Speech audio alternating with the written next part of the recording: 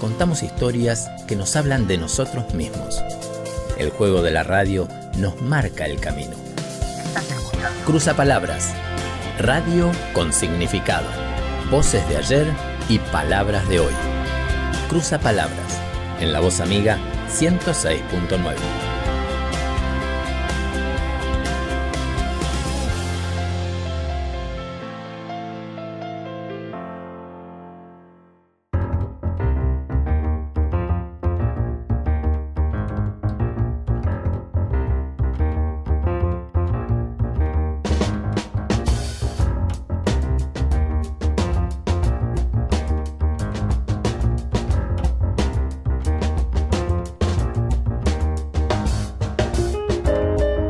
¿Qué tal? ¿Cómo les va? Muy pero muy buenas noches, muy bienvenidos, muy bienvenidas a Cruzapalabras, un espacio de radio que hacemos todos los viernes a partir de la hora 23 para compartir juntos, pensar juntos algunas cuestiones. Puede a veces cambiarnos la forma de actuar, la forma de comprender, y qué interesante y qué importante que es que la radio sirva como vehículo para traer algunas de estas cuestiones en el aire de la ciudad de Mar del Plata. Muy buenas noches, mi nombre es Martín Enrico. Te digo muchas gracias por estar ahí prendido, por estar ahí prendida a la 106.9 o a lavozamiga.com.ar también, donde quiera que estés. Puedes compartir y conectarte con nosotros. Vamos a compartir en esta noche una entrevista como solemos hacer todos los viernes en La Voz Amiga. Vamos a hablar con Adrián Intrieri. Adrián Intrieri es pastor, es licenciado en psicología, es autor, escritor de varios libros, entre los que se destaca el libro Mentes Peligrosas, pensar como pensó Jesús. Y vamos a compartir y charlar un poquitito con Adrián, él estando en Lomas de Zamora y nosotros acá en Mar del Plata, trabajando en distintos lugares, pero con una misma meta en definitiva, que es la extensión del reino de Dios, la predicación de un mensaje distinto que puede cambiar la vida de las personas en pleno siglo XXI, y ese es el mensaje de Jesús. Adrián vive en Banfield, pastorea en Lomas de Zamora y se comunica con nosotros gracias a las bondades de la tecnología, y vamos a poder disfrutar de una charla con él en esta noche. Quédate con nosotros, te invitamos a que te relajes, a que pongas todo lo que tenés que hacer en pausa y que puedas disfrutar con nosotros una noche de radio. Un nuevo programa de Cruzapalabras para tratar de hacer radio con significado. Alguien habló en el pasado. Otros oímos el eco de sus historias. Cruzapalabras, jugando en la radio, escribiendo sonidos.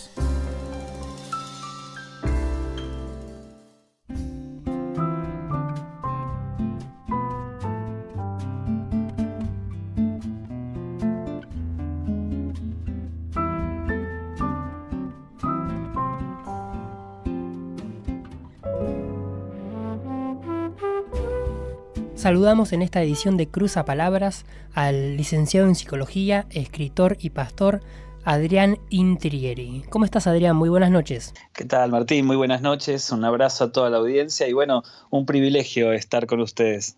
Una de las palabras que vos mencionás en tus libros y solés compartir con los que te escuchan es iglesiar. Y es interesante el término y quiero que nos lo cuentes, nos lo puedas explicar y desarrollar un poquitito en esta noche. ¿Qué es para vos iglesiar? ¿Qué significa este término? Sabés que hace muchos años atrás, cuando estaba yo estudiando en el Instituto Bíblico, me crucé con unos libros de un autor que se llama Francis Schaeffer. Francis Schaeffer era un pensador muy importante del siglo pasado, y él acuñó muchos conceptos que nosotros utilizamos sin saber que son de él. Por ejemplo, fue el primero en hablar que nuestro mensaje tenía que ser cristocéntrico. Ese término que tanto usamos después es de él. Y él fue también el primero en decir que nosotros no vamos a la iglesia, sino que somos la iglesia, ¿no? Que obviamente es un concepto bíblico, ¿no? Pero cuando leía a Francis Schaeffer siempre me quedé con esa sensación de en qué momento nosotros comenzamos a hablar, y yo creo que cuando uno se comunica, construye pensamiento a través de la comunicación, ¿no? Entonces, nosotros venimos de una iglesia con un fuerte énfasis en los espacios físicos, y por eso nosotros le damos mucha importancia al ir a la iglesia el domingo, el sábado, ¿no? Dependiendo de las iglesias, y como dándole una importancia mayor al espacio, ¿no? Al templo, ¿no? Al congregarnos en el templo. Todo esto siempre me hizo mucho ruido y siempre fui una persona inquieta. Después de estudiar psicología y hacer posgrados en psicoanálisis, esto se acrecentó, este análisis acrecentó en mí, y a la hora de comenzar un ministerio, estar pastoreando acá en Lomas de Zamora, esto se me vino muy, muy fuertemente a la mente. Entonces yo dije, ¿qué pasaría si comenzamos a evangelizar sin un énfasis en los espacios físicos, sino un énfasis en las acciones? Claro. Donde en lugar de ir a buscar la presencia de Dios, nosotros podamos ser herramientas para llevar la presencia de Dios a donde vayamos, ¿no? Entonces empecé a pensar en esto, y de ahí salió digamos, una vuelta de rosca a Francis Schaeffer, que decía que nosotros no vamos a la iglesia, sino que somos la iglesia. Pero yo dije, si nosotros somos la iglesia, tenemos que hacer iglesia, ¿no? Entonces, donde vayamos tenemos que hacer iglesia. Y de ahí entonces salió, como que está en uno de los capítulos del libro Mentes Peligrosas, este concepto de que nosotros no vamos a la iglesia, sino que iglesiamos, ¿no?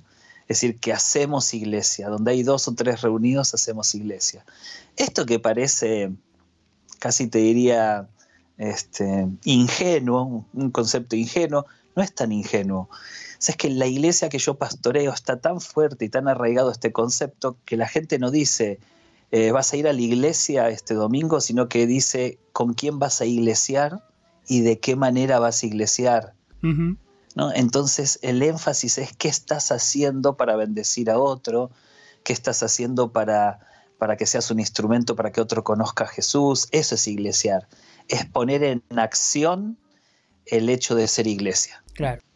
Y mira, es tan fuerte de que yo sostengo que la gente que se va enojada de nuestras iglesias no se va enojada con Dios.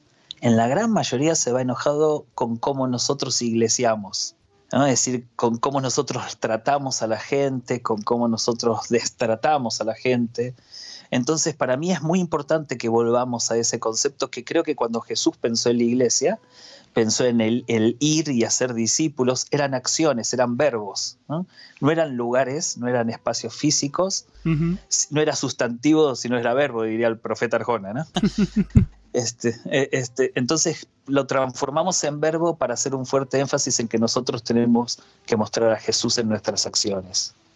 ¿Y por qué crees que teniendo un objetivo fijo y bien delimitado en su origen, la iglesia, y un líder claro que nos dejó parámetros para conocerlo y para hacer iglesia, ¿por qué crees que nosotros hicimos iglesia de un modo tan diverso, tan distinto, y hay tantas divisiones y diferencias entre nosotros 2000 años después?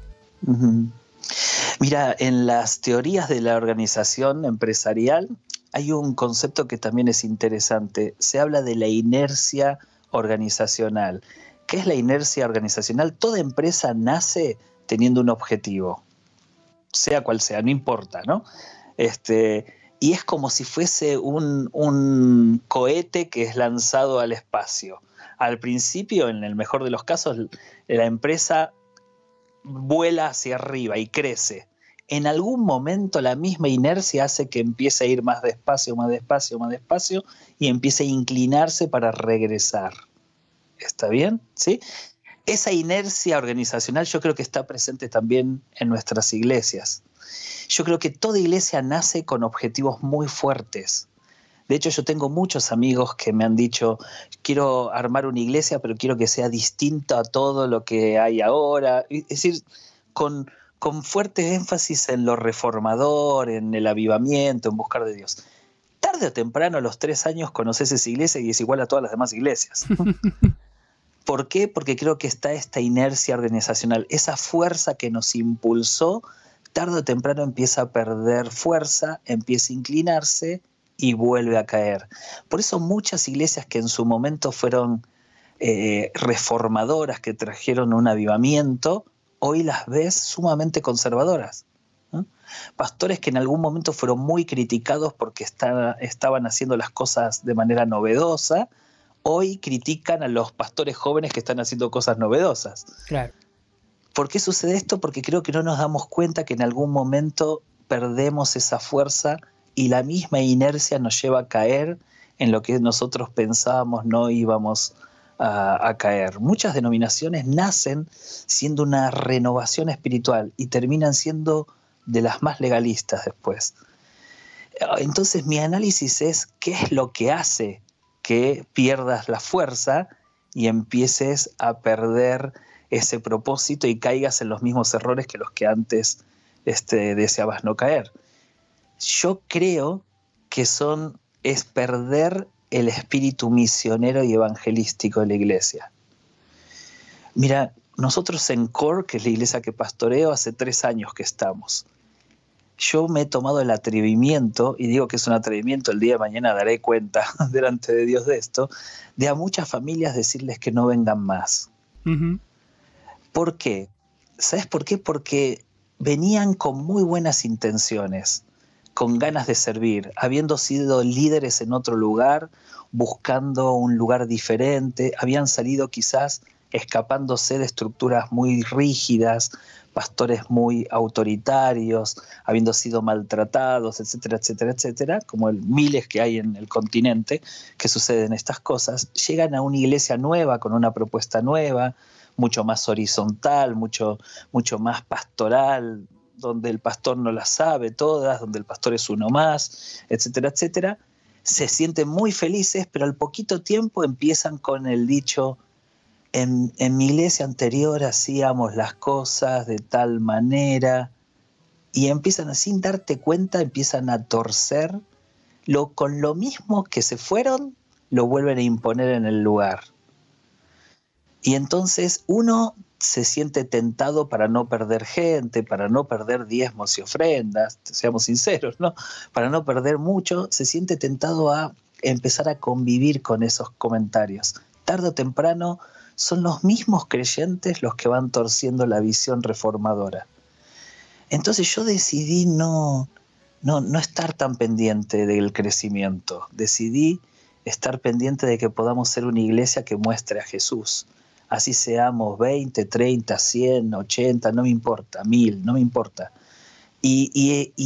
Hasta tal punto de defender el propósito por lo cual el Señor nos llamó, aún a costa de perder, ¿no? Entonces ahí hubo, en el caso, 3 familias les dije que por favor busquen otra iglesia, que esta no era una iglesia para ellos. Se fueron muy enojados, por supuesto, ¿no? Y no creo que sea algo para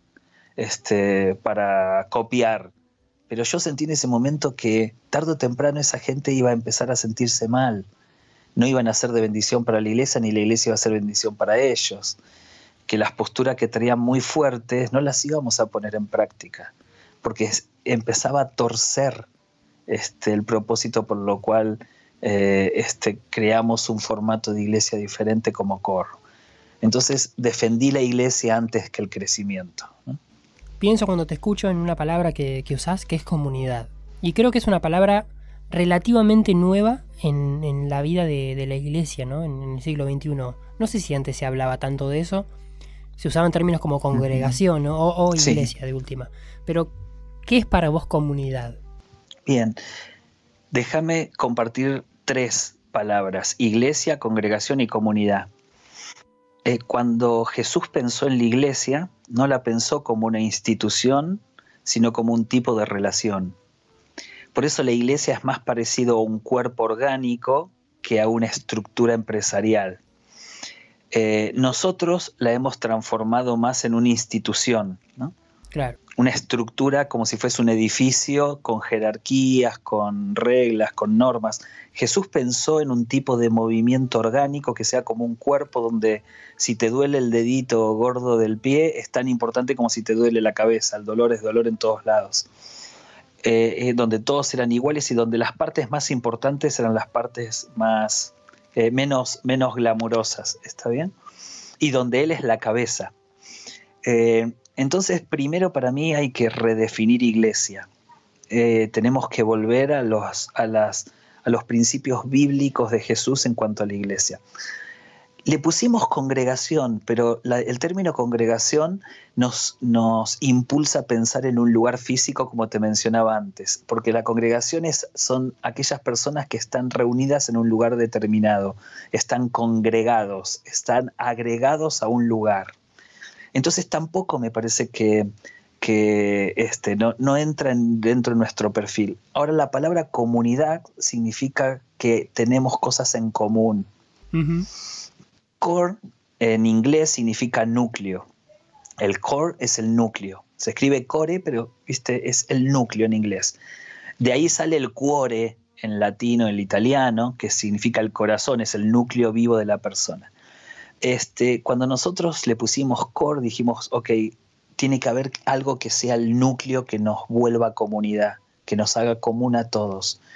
En mi iglesia tengo macristas, tengo de izquierda, tengo de derecha, tengo kirchneristas, es decir, hay muchas cosas a las cuales no son comunes, pero sí hay cosas que son comunes a todos, que es Jesús, que es nuestra fe, que es la palabra, que es Dios como Padre, el Espíritu Santo operando en todos. Esas cosas son el core, es el núcleo. Dentro de esas cosas nosotros también tenemos la amistad como núcleo. ¿Por qué? Porque yo sostengo, y creo que adquiere más sentido hoy en día, que la iglesia tiene que ser más un grupo de amigos que de hermanos. De hecho, Jesús menciona casi en la última capacitación que le da a los discípulos, ahí en Juan capítulo desde el 13 hasta el 17, que empieza lavándole los pies y termina con una oración, que sean unos para que el mundo crea, les dice, bueno, ya saben que ya no los llamo más siervos a ustedes. Es decir, basta de llamarme Señor, ya no los llamo más siervos. Yo no soy su Señor, ustedes no son mis siervos. A partir de ahora somos amigos. Uh-huh. Eso primero era hereje en ese momento. Yo me imagino a los discípulos diciendo, se volvió loco. Señor, vos no podés ser nuestro amigo, vos sos nuestro Dios, nuestro Señor. Es que el gran milagro de Jesús, que dice Filipenses que se humilló a sí mismo tomando forma de hombre, el gran milagro hacia la iglesia es que tenemos un Jesús amigo que camina a nuestro lado. Entonces, para mí el concepto de amistad es mucho más poderoso que el concepto de hermandad. Hermanos somos por vía sanguínea, pero el amigo es algo mucho más poderoso. El verdadero amigo, dice Jesús, es el que da la vida por el otro, ¿no? Entonces, por eso nosotros le pusimos comunidad, porque tenemos cosas en común, y es que tiene que ver con la fe, por supuesto. No somos una comunidad terapéutica, no somos una comunidad política, somos una comunidad de fe, pero también de amistad, al mismo nivel. Por eso vas a ver ese eslogan de Core, comunidad de fe y amistad. ¿Y este concepto de comunidad se lleva bien con lo mega? Qué buena pregunta. Mira, en una oportunidad, estando en Paraguay, hay una mega iglesia muy grande, que después de yo predicar en esa iglesia se enojaron mucho por una frase que yo dije, le dije a todos los que estaban ahí que podés estar en este lugar, en esta iglesia, pero no tener iglesia. Tristemente me hice entender mal, está bien, fue un error mío, porque yo no estoy en contra de las mega iglesias. Yo lo que estoy es a favor de que podamos iglesiar. Pero vos podés iglesiar en una mega iglesia o podés iglesiar en una iglesia de 15 personas. De la misma manera que podés estar en una mega iglesia y no tener iglesia, no estar iglesiando con nadie. Como también en una iglesia de 40 personas vas a esa iglesia y no estás iglesiando con nadie. Así que no creo que sea una cuestión de números.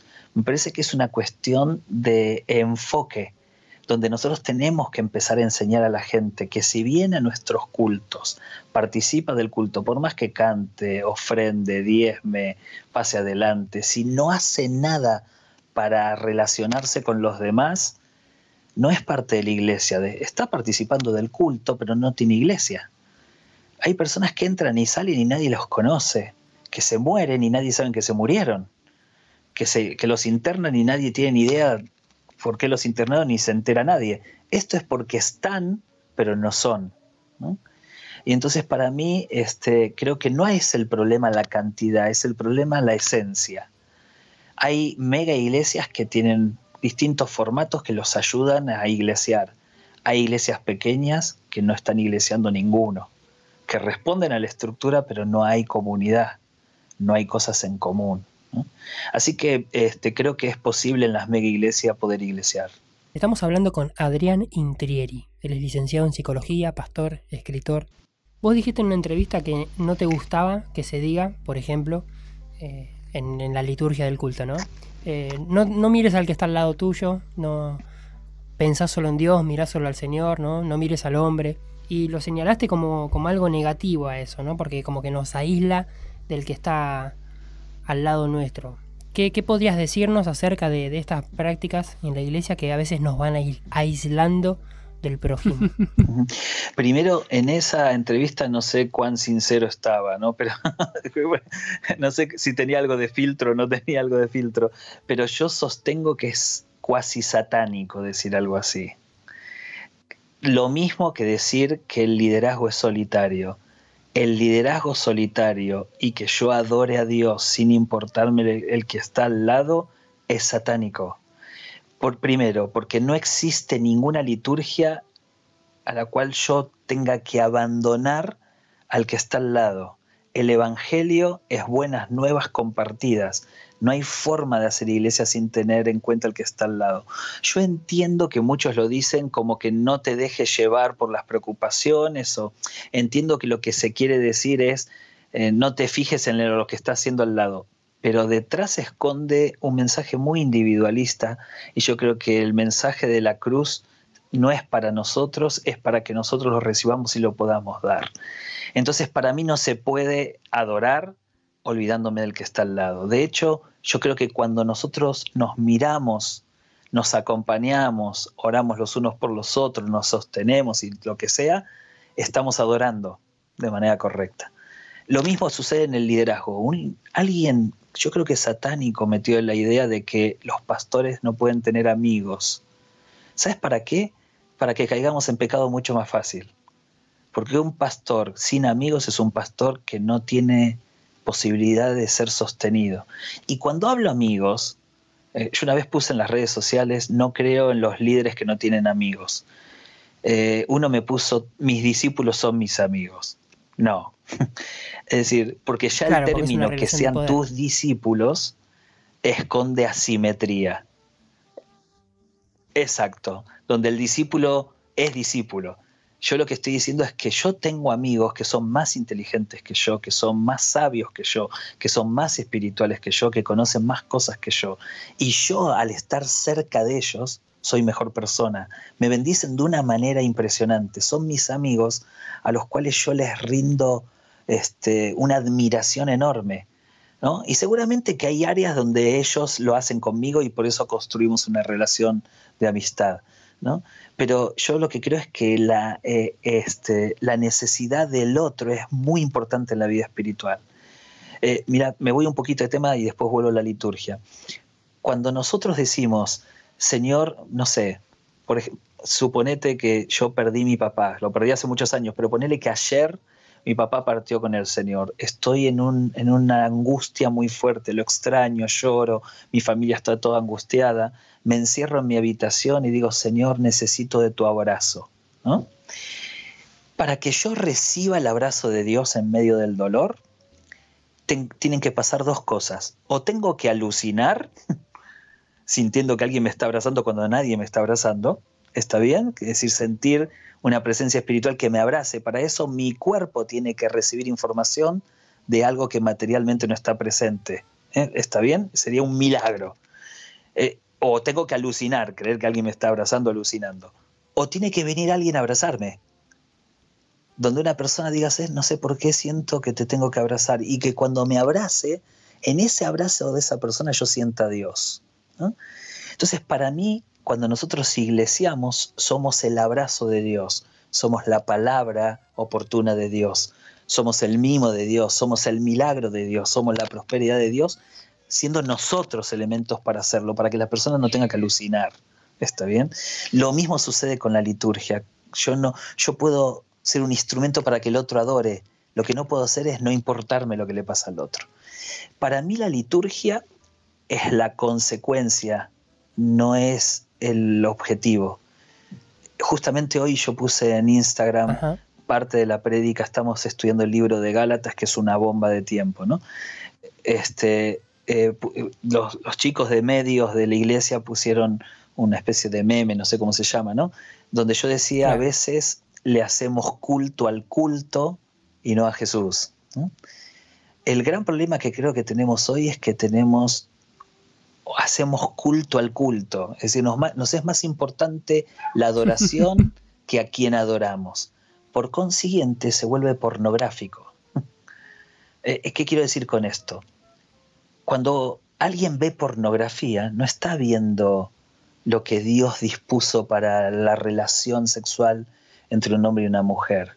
Está viendo algo exageradamente intenso, que pierde el real objetivo, que es el contacto íntimo entre dos personas en el orden de Dios. Cuando vos ves pornografía, tus sentidos explotan, te excitan, pensás estás a 400 kilómetros por hora. Ahora, no es eso el contacto entre un hombre y una mujer, es una sobreexageración del erotismo. Lo mismo pasa con la adoración cuando nosotros le hacemos un culto al culto. Ya no te importa quién es la persona, ya la canción es lo que me gusta, ya el temblar es lo que me gusta, ya el llorar es lo que me gusta, levantar las manos es lo que me gusta, y olvidándome que en realidad nada de eso es importante si no se lo estoy rindiendo a Dios. A veces me es más importante la canción en sí misma que a quien le estoy cantando, ¿no? Por eso mucha gente dice, no puedo adorar porque hay uno que está desafinando, ¿no? O no, ¿viste? O para adorar necesito que apaguen las luces y pongan luces más tenues. Es decir, porque a veces necesitamos un montón de éxtasis que se vuelve pornográfico, ¿viste? Yo veo un tipo de adoración ahora casi pornográfica y nos estamos olvidando de que Dios quiere nuestro corazón, ¿no? Por eso para mí la liturgia no puede ser un fin en sí mismo, tiene que ser una herramienta que nos lleve a Dios y no es Dios. Te llevo un poquitito al tema de adolescentes y redes sociales. Vos que trabajás mucho con la juventud y con la tecnología en la iglesia, te consulto sobre este tema. En cuanto a adolescentes, redes sociales y espiritualidad, ¿no? Los conflictos que pueden surgir en esta generación hiperconectada, o quizás en la siguiente. Bien, yo creo que hasta ahora, digamos el adolescente de hoy, no hay gran inconveniente. Creo que la problemática es la misma, nada más hay una cuestión de intensidad. Es decir, hoy están más bombardeados que lo que nosotros estuvimos bombardeados, pero la lógica es la misma. A mí no me preocupa tanto la generación pretecnológica, digamos. Todavía estamos en una generación pretecnológica. Aún el adolescente de hoy, que nació en un mundo con celular, todavía está en un mundo pretecnológico. No todo es tecnológico. A mí lo que me preocupa son los niños que hoy están naciendo, que dentro de 15 años sí vamos a estar en un mundo supratecnológico, ¿no? Ese niño va a nacer con parámetros culturales radicalmente distintos al nuestro. Hoy ya vemos algunos supratecnológicos entre nosotros. ¿Cuáles son las características supratecnológicas? Por ejemplo, vuelvo a lo mismo, mirá qué extraño. Los supratecnológicos, que son el resultado de este mundo invadido y con un exceso de tecnología, los espacios dejaron de ser físicos y se volvieron virtuales. Para mi mamá, los espacios son físicos. Hijo, ¿cuánto hace que no te veo? Pero mami, hablamos todos los días. Sí, pero no te veo. Si querés hacemos un videochat. Sí, pero no te veo. Porque para mi mamá el verme es tenerme enfrente. Estos chicos ya hoy dicen, estoy conociendo a una persona y esa persona está en Arabia, ¿viste? Es decir, y para ellos la están conociendo. Lo que para nosotros sería, vos estás chateando con esa persona, pero no la estás conociendo. Vos estás recabando información, pero no la estás conociendo. Es que para mí hay un cambio paradigmático muy fuerte de que los espacios sean físicos a los espacios virtuales. Ahora, yo siempre pienso, ¿no? ¿Por qué Dios nos está llevando hacia un tipo de cultura tan virtual? Porque nada escapa de la voluntad de Dios. Y yo creo que va a venir una generación donde va a tener una desestima total por los espacios físicos. Por consiguiente, los espacios van a ser virtuales y vivenciales. Es decir, el chico te va a decir, yo me siento más cerca con la chica que chateo que está en los Estados Unidos que con mi propio hermano que está al lado durmiendo al lado mío. Porque para mí los espacios son vivenciales, como los sienta, y a la vez son virtuales. Ahora, ¿qué pasaría si se instala un tipo de cultura así? ¿Cómo vamos a hacer para discipular y pastorear a una generación que cree que los espacios son virtuales? Yo creo que lo vamos a volver cíclicamente a creer que la iglesia es un tipo de relación y no un lugar físico, porque se viene una generación que desestima los lugares físicos. Mira, yo tengo 47 años, así que yo vengo del mundo donde la tecnología no existía. Para mí la pantera rosa era gris, ¿no? Es decir, ahora yo iba a una iglesia bautista de chico, ¿no? Yo entraba a mi iglesia y ya bajaba la voz. Es decir, yo entraba al templo y bajaba la voz, instantáneamente. Porque para mí era un lugar sacro, ¿no? El templo. Hoy, mi hijo de 8 años entra a los gritos y puede entrar en skate. Y no porque le falte respeto, sino porque para él no hay dificultad. Para mí sí hay dificultad. Porque mi cultura era de espacios físicos. Claro. Para él, Dios, papá, Dios, está en todos lados.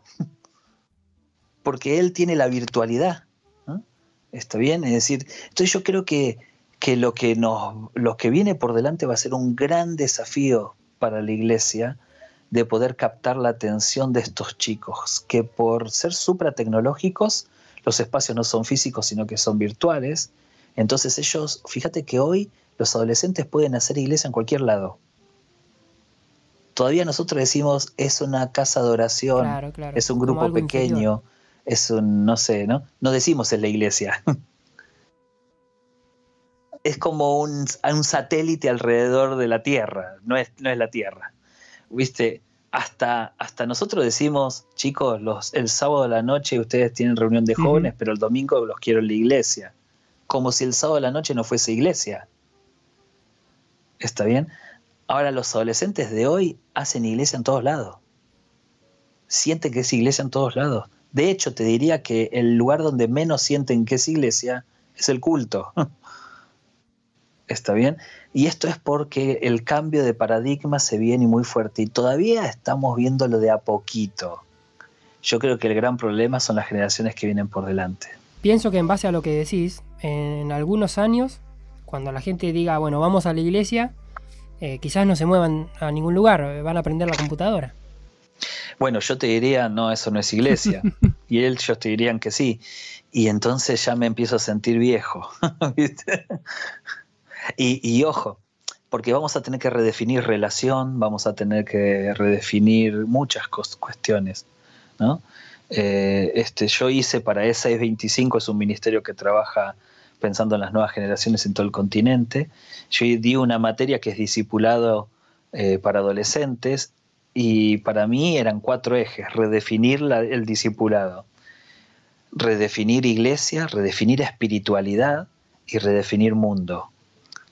Sin estas 4 cosas nosotros vamos a perder a las nuevas generaciones. Justamente me decía una mamá de un hijo de 6, 7 años hace poco que a ella le preocupa que en el futuro el nene vaya a la iglesia solo por los amigos o esté todo el tiempo conectado en las redes sociales dentro de la comunidad, ¿no? Y haya ese tipo de distracción.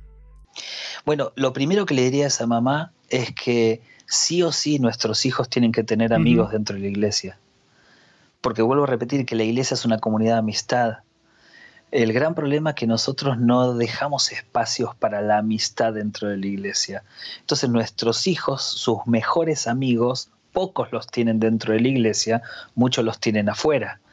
Entonces en los momentos más importantes de la vida están más las amistades por fuera de la iglesia que las amistades por dentro de la iglesia presentes. Y eso que yo no soy tipo cazafantasma de que ando buscando que no tengas amigos fuera de la iglesia, ¿no? Es decir, para mí el cristiano tiene que estar metido en el mundo mostrando que es luz entre los amigos, los vecinos, el trabajo, ¿sí? Nosotros no fuimos llamados para ser extraterrestres, fuimos a ser llamados para hacer luz en este mundo. Lo que sí creo que el cambio paradigmático para nosotros nos suena como terrorífico, cómo está diciendo lo que está diciendo, es decir, tan terrorífico como para muchos hermanos ven iglesias, donde de qué color se están pintando los templos hoy en día. Antes eran blancos, a lo sumo cremita, ¿de qué color se están pintando hoy? Y de color negro. Todo oscuro.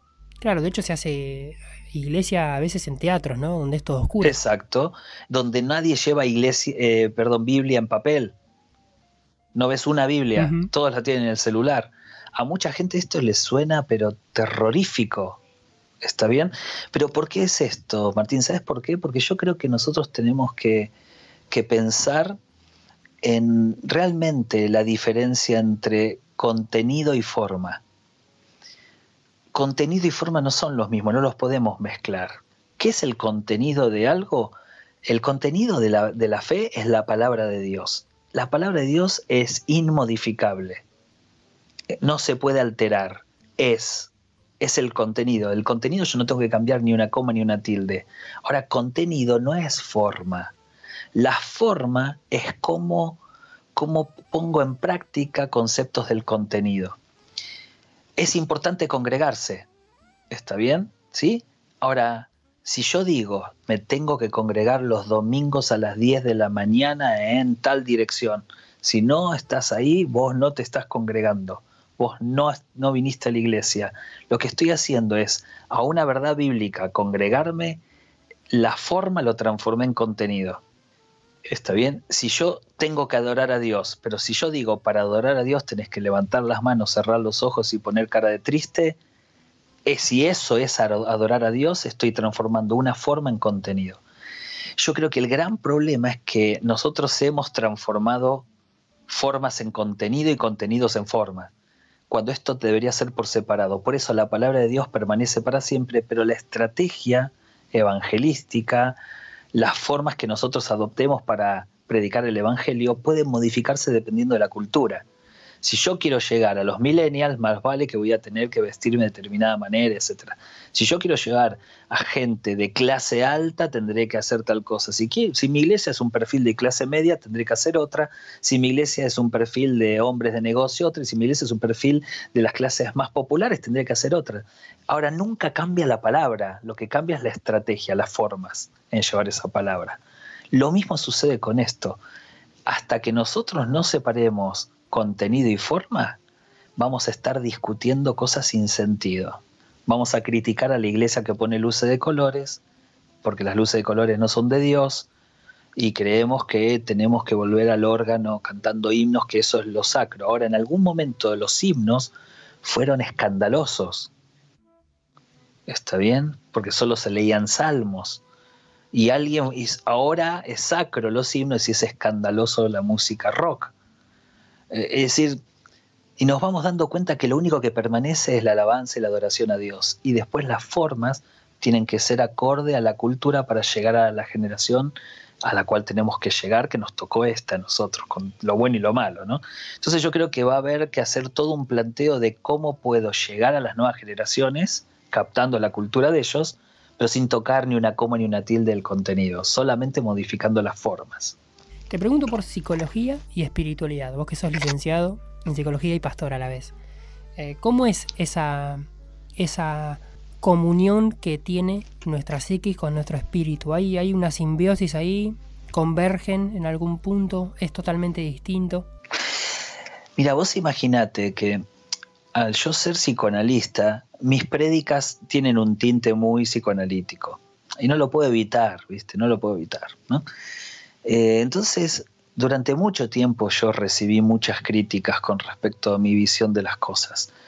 De hecho, mirá, cuando yo decidí estudiar psicología, me disciplinaron por 1 año por haber decidido estudiar psicología. Te estoy diciendo que yo estudié psicología hace casi, no sé, 20 y pico de años atrás.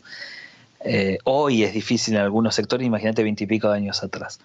Hoy me envían sus nietos, los mismos que me disciplinaron, ¿viste? Así son las cosas, ¿no? Y entonces yo aprendí a explicar este asunto de por qué algunas prédicas son muy psicológicas.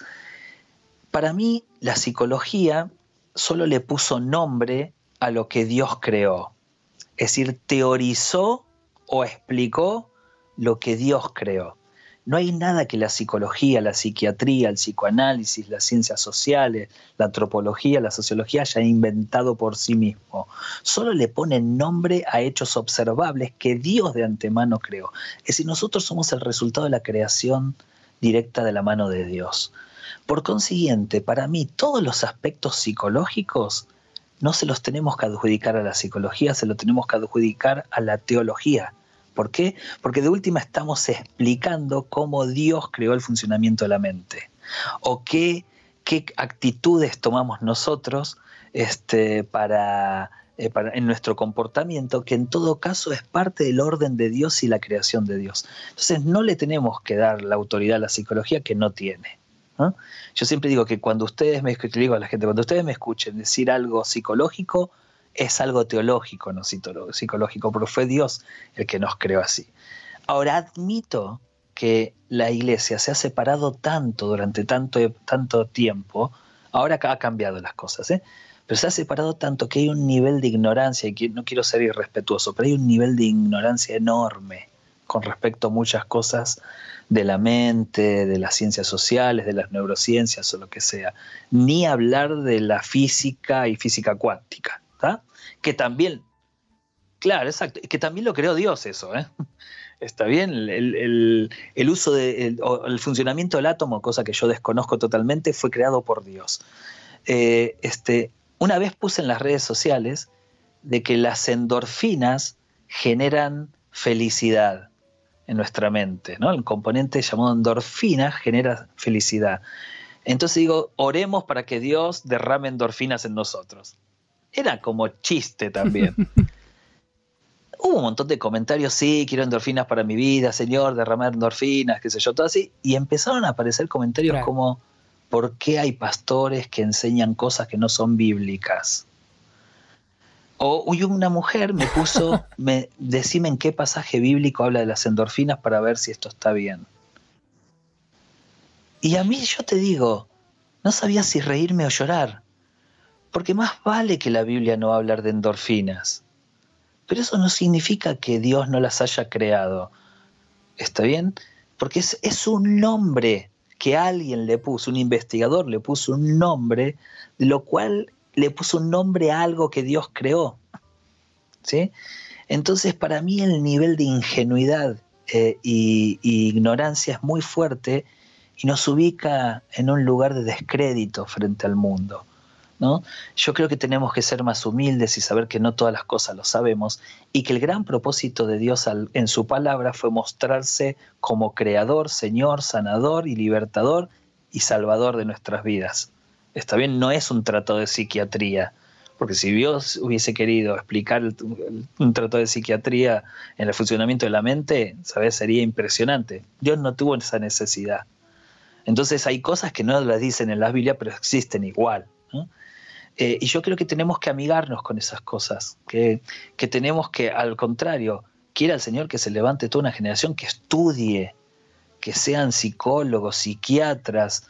¿Sabes por qué? Porque justamente trabajamos nosotros frente al dolor de la gente. ¿Cómo puede ser que le hayamos entregado a los ateos y agnósticos las profesiones que trabajan con el dolor de la gente? Imagínate los desastres que se hicieron con la gente, ¿no? Entonces, que se levanten jóvenes que quieran servir justamente llevando al Señor en los momentos más vulnerables de la gente. Estamos hablando con Adrián Intrieri. Él es licenciado en psicología, pastor, escritor. Escuché hace poco a un muy importante psicólogo, psicoanalista del país, que decía que nuestro margen de decisión en la vida es muy limitado porque tenemos limitada la libertad por distintos factores psicológicos. Y pienso en las palabras de Jesús, que dice que cuando conocemos su verdad somos libres. ¿Cómo explicás vos desde la psicología y el pastorado la libertad? ¿Qué es la libertad?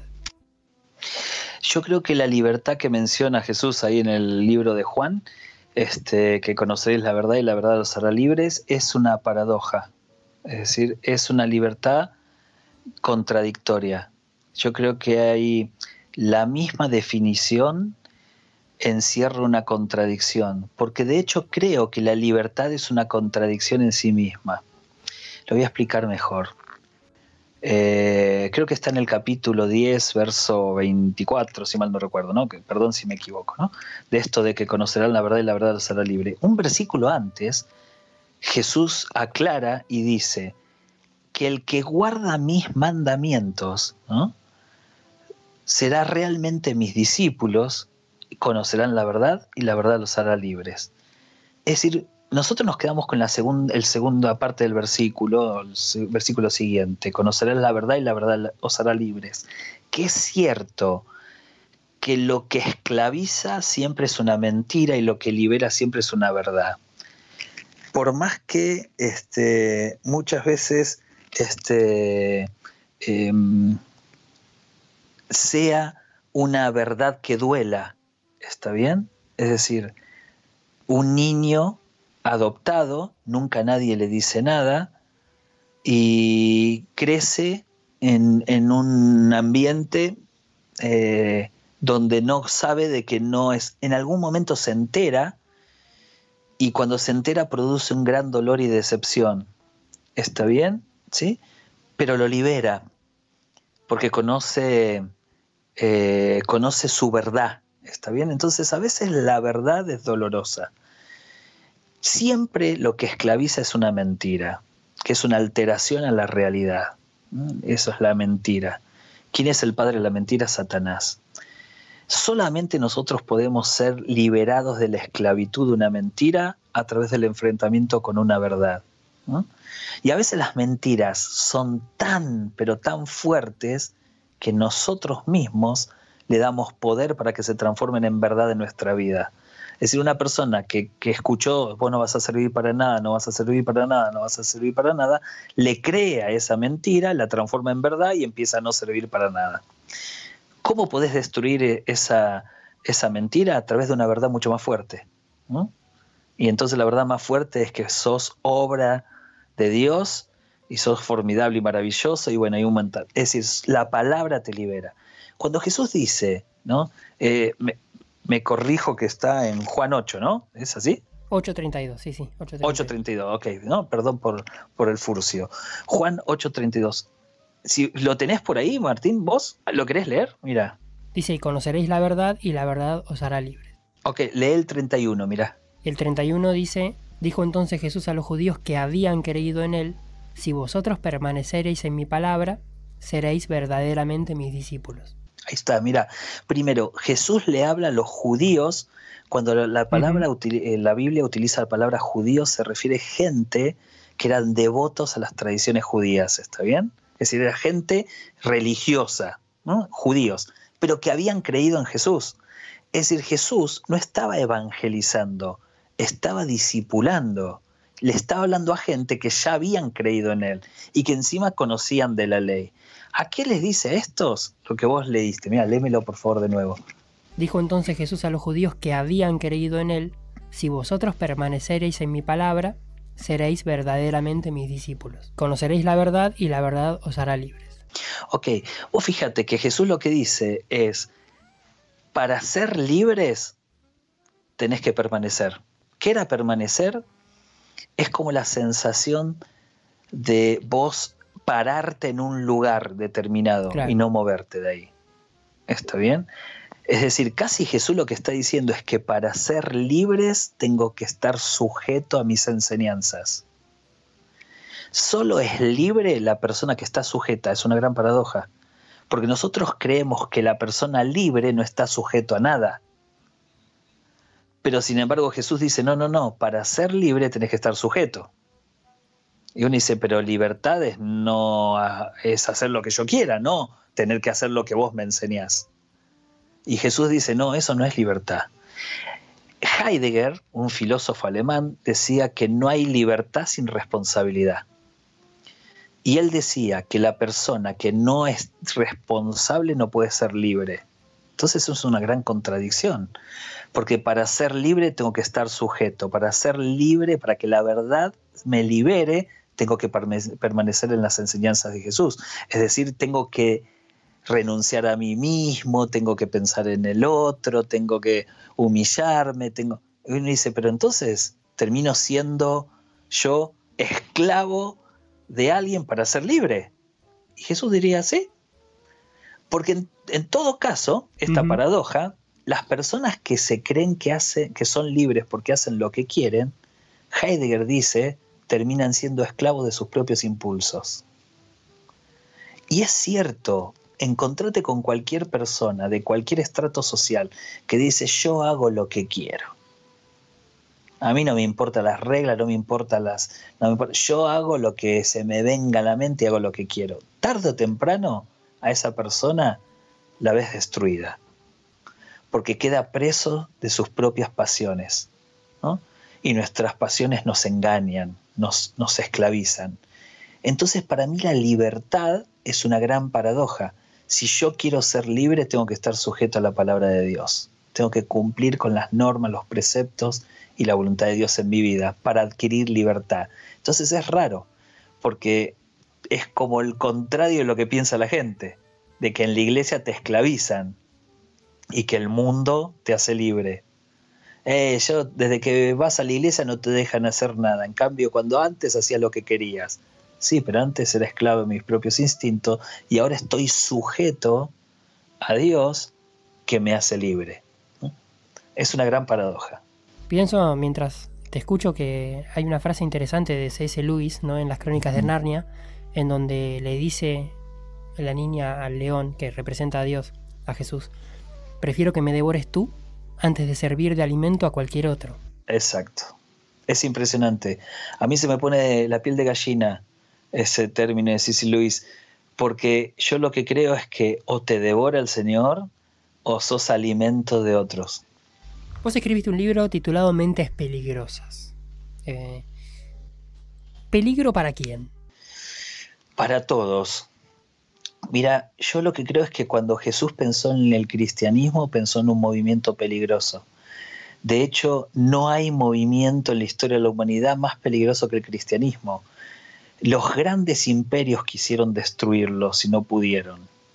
Las grandes doctrinas, herejes en algunos casos, mundanas en otros, quisieron destruir el cristianismo y no lo pueden destruir. Hubo falsos maestros, hubo iglesias equivocadas, hubo testimonios que han sido públicos, que han despreciado el evangelio. Sin embargo, la palabra sigue intacta y el cristianismo sigue, porque creo que es uno de los movimientos más peligrosos. Lo que digo yo en el libro es que yo sé que Dios está levantando una generación que va a tener una mente peligrosa como la de Jesús. Peligrosos para el sistema, peligrosos para las modas, peligrosos para las ideologías, peligrosos para la iglesia también. Mira, yo creo que cuando vos empezás a pensar como Jesús, empezás a incomodar hasta a los cristianos. ¿Está bien? Porque yo lo que sostengo, Martín, y lo digo con humildad, yo creo que conocemos muy poco acerca de Jesús. Digo de los cristianos, la iglesia cristiana evangélica, conocemos realmente muy poco acerca de Jesús. Voy a decirlo solo como una alegoría, no como algo literal. Yo creo que nosotros hemos construido el cristianismo basado en Pablo y no en Jesús. Es decir, todas las grandes discusiones teológicas, fíjate que son por las cartas paulinas, no son por los evangelios. Fíjate que nadie discute las cosas de Jesús, pero todos estamos discutiendo si la mujer se puede poner pantalón, si no se puede poner pantalón, si puede hablar en la congregación, si no puede hablar en la congregación. ¿Viste? Es decir, por las cartas paulinas. Y yo no digo que estén mal las cartas paulinas, yo lo que digo es que no podemos ir a Pablo sin antes haber pasado realmente por Jesús. ¿Está bien? Porque Pablo dice, no se junten con los pecadores, qué sé yo. y Jesús comía con ellos. ¿Hay una contradicción en ambos lados? No. Lo que pasa es que para no juntarte con los pecadores, Pablo se estaba refiriendo a que nosotros podamos ser luz y que no nos coma la oscuridad. Ahora Jesús, siendo luz, iba a la oscuridad sin ningún problema. ¿Está bien? Y yo entonces lo que creo que el grado de peligrosidad cuando uno empieza a conocer a Jesús genera muchos problemas y muchos inconvenientes. Mira, yo puse el otro día en las redes sociales, para mí las redes sociales es un medio de comunicación y es un medio donde uno se debe poder equivocar, está bien, pero puse el otro día que Dios bendice más la generosidad que la obediencia. Imagínate, ¿no? Encima, en mi prédica, en Core, dije, en este mismo momento quiero hacer un ejercicio, voy a poner algo de lo que estaba predicando, vamos a ver la reacción de la gente. Y lo puse en Instagram, en Twitter y en Facebook. Mucha gente se entendió, mucha otra gente no, y me llenaron de versículos bíblicos. Todos versículos bíblicos del Antiguo Testamento, que más vale que la obediencia, Dios bendice la obediencia, qué sé yo. Lo que yo sostengo es que nosotros hemos creado una iglesia en donde hace las cosas por temor al castigo. Es decir, yo obedezco a Dios porque si no me va a ir mal. Yo obedezco a Dios porque si no voy a ser maldecido. Y no hemos formado una iglesia que obedezca a Dios por amor, por disfrute. Es decir, y el claro ejemplo es la ofrenda y el diezmo. Yo ofrendo y diezmo porque soy líder de la iglesia y estoy obligado a hacerlo. No por un acto de que lo quiero hacer por amor, ¿no? Entonces yo lo que digo es que en la medida que nosotros enseñemos a que venía a la iglesia si no te va a ir mal, o cuidado con lo que haces porque si no te va a castigar, cuestiones muy así, muy de la ley y no de la gracia, tarde o temprano vamos a crear un evangelio muy de obligación, ¿no? de condenación. En cambio, la persona que tiene a Jesús en su corazón es obediente, pero por generosidad. Es decir, como Él te dio, vos das. Como Él se brindó a vos te brindás a los demás. Un corazón generoso genera una obediencia genuina. Sin generosidad es una obediencia basada en el castigo. Ahora, esto para mí solo lo entendés si conoces a Jesús, no si conoces el Antiguo Testamento. No digo que no sea importante el Antiguo Testamento, digo que solamente podemos ir al Antiguo Testamento, las cartas paulinas, a través de Jesús. De hecho, pienso en frases propias o ajenas, por ejemplo, del índole de, lo que hago no me gusta o no te quiero ir hoy ni hacer esto, pero lo hago por obediencia. Exacto. Bueno, una chica, dolorosísimo, ¿sabes lo que me puso? Está todavía en mi Instagram, en ese comentario. Me puso, yo tengo que perdonar por más que no lo sienta. Por obediencia tengo que hacerlo. ¿Sabes? Yo le contesté, si vos vas a perdonar a alguien sin sentirlo, eso no es perdón. Por eso nosotros perdonamos pero no olvidamos, porque no lo hacemos de corazón. Porque si lo hiciéramos de corazón, listo, perdonás, tirás al fondo del mar y no volvés, y es foja cero.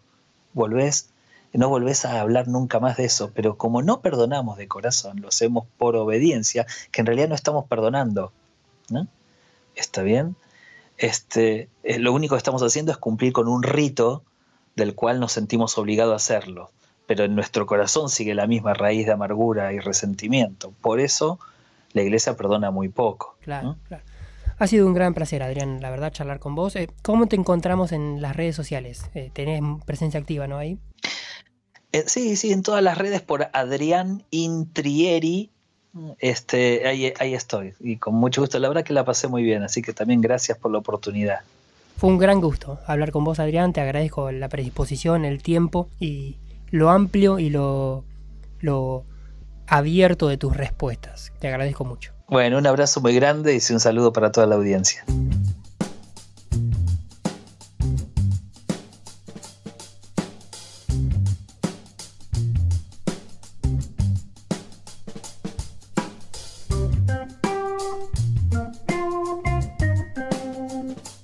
Charlamos con Adrián Intrieri en esta noche de Cruza Palabras, en este viernes, y nos hizo pensar, nos desafió a pensarnos a nosotros mismos, a pensar la iglesia, a pensar la fe, para poder acercarnos mucho más al otro, para poder llevar ese reino que es colectivo, que es plural, que involucra siempre a las personas y se trata de amar a las personas.